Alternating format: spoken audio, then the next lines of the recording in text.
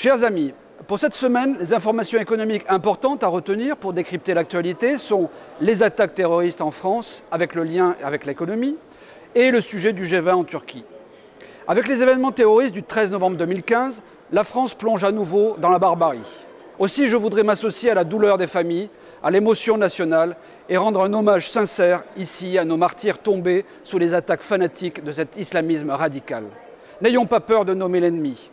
N'oublions pas non plus les victimes des marchés de Noël 2014, celles de Charlie Hebdo le 7 janvier 2015, notre compatriote chef d'entreprise décapité près de Grenoble et plus récemment l'attaque du Thalys. Évidemment que le club des partis de l'étranger UMPS, Modem, UDI, Verts, etc., au pouvoir depuis 40 ans, est indirectement co-responsable des carnages de cette guérilla urbaine. Depuis Giscard d'Estaing, en passant par Mitterrand, Chirac, autres Jospin, Juppé, Balladur, Sarkozy et Hollande, ces européistes sont tous immigrationnistes, donc tous coupables. Pire, alors même que l'État est garant de la sécurité des citoyens, la rigueur budgétaire imposée par l'Union européenne depuis 2005 a poussé Nicolas Sarkozy à supprimer 12 500 policiers et gendarmes, 54 000 postes dans l'armée, auxquels s'ajoutent 20 000 postes supplémentaires sous François Hollande. Sans parler de la suppression de la double peine pour les étrangers récidivistes, etc., etc.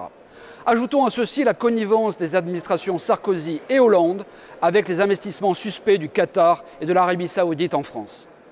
Depuis les attentats, la leçon est dure pour les politiciens qui s'affolent de la situation qu'ils ont eux-mêmes créée. Oh, bien sûr, de défiler pour l'unité nationale en minutes de silence hypocrite, toute cette classe politique cherche auprès de l'opinion publique, par tous les alibis et moyens possibles, à se dédouaner de leurs responsabilités et de leur laxisme. Pourtant, leur corresponsabilité est immense, car l'intégralité des choix politiques inféodés à l'Europe de Bruxelles sont erronés. Et les conséquences de cette politique sont aujourd'hui terribles pour notre patrie. Ces gens-là sont inconscients ou fous. Ils condamnent les effets des causes qu'ils adorent. Précisément, analysons les causes réelles de ce drame. Selon notre vision stratégique à long terme du Front National, nous pensons qu'il existe un lien de causalité entre ce terrorisme islamiste et l'économie. Rappelons que l'immigration est utilisée depuis les années 70 pour favoriser l'arrivée d'une main-d'œuvre au rabais et comme un moyen de pression à la baisse sur les salaires des Français. Or, si l'on considère que l'immigration est le cheval de Troie de l'islamisme et que par ailleurs l'immigration est la seconde variable d'ajustement de l'équation économique ultralibérale, alors nous pouvons démontrer théoriquement, par analogie, que le terrorisme islamiste est la conséquence du modèle économique européiste actuel. Dans la pratique, l'année 2015 est très riche d'enseignements, puisque l'oligarchie mondiale a avoué l'échec de son modèle économique ultralibéral. Croissance économique quasi nulle, chômage élevé, inflation basse, taux d'emprunt obligataire au plancher, voire négatif. L'oligarchie mondiale affiche sa volonté d'augmenter l'immigration de masse. Ainsi, le lien objectif entre immigration et économie se confirme bien. Preuve par 3 de la Troïka. 1.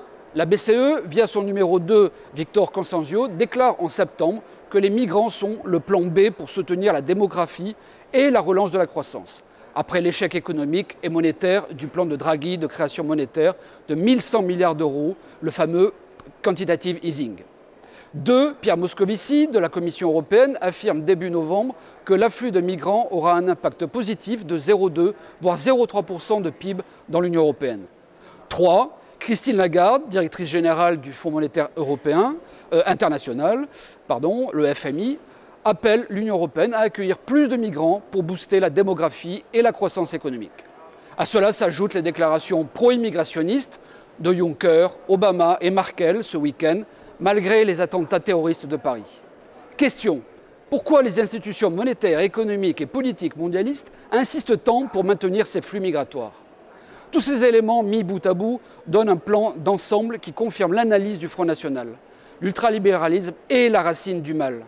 Les flux d'immigration font partie intégrante du régime de libre-échange mondialisé et par conséquent constituent un enjeu économique considérable pour leur système mondialiste en fin de course. CQFD. Combien de Français martyrs tomberont encore au nom de cette idéologie inepte?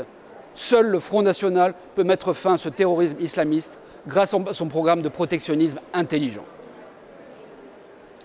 Concernant le G20 maintenant, du 14 au 16 novembre se tenait le sommet du G20 en Turquie qui rassemblait les ministres, chefs d'État et directeurs des banques centrales des 19 pays mondiaux, plus une institution, l'Union européenne.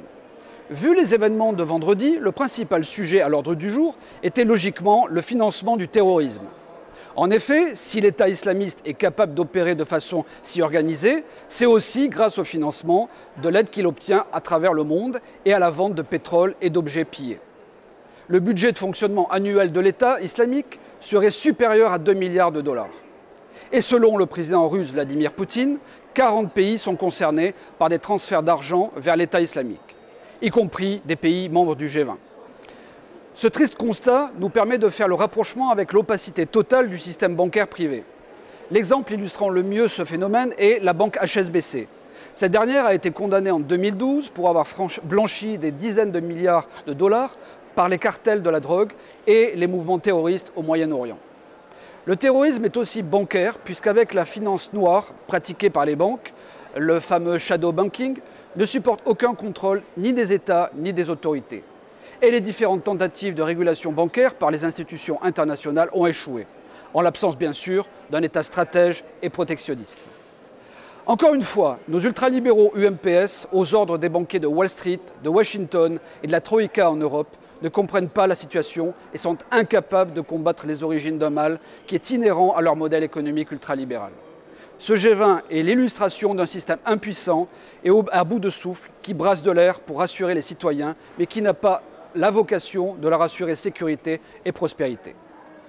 Enfin, actualité très importante, mais complètement étouffée par les grands médias. La Finlande ouvre un débat parlementaire sur une possible sortie de l'euro. Ce pays du Nord qui servait d'exemple à nos dirigeants européens est aujourd'hui dans une crise économique grave qui a généré un chômage de plus de 10% et un recul du PIB. Réflexe sain et inverse à celui de nos dirigeants UMPS, les parlementaires finlandais ont décidé d'affronter la réalité au détriment de l'idéologie et donc d'étudier une sortie de l'euro. L'euro a enfin détruit la compétitivité finlandaise et menace l'avenir économique de ce pays. De la même manière qu'en France, bien entendu. Espérons que ce peuple aura le courage de faire le bon choix, malgré les menaces à venir de l'Union européenne, et qu'il sera un exemple pour les autres pays. Cela fait des années que le Front National défend une sortie de l'euro, monnaie unique, pour un passage aux monnaies nationales. Et la Finlande nous livre maintenant une preuve que ce choix économique est un choix cohérent et raisonné. À bientôt!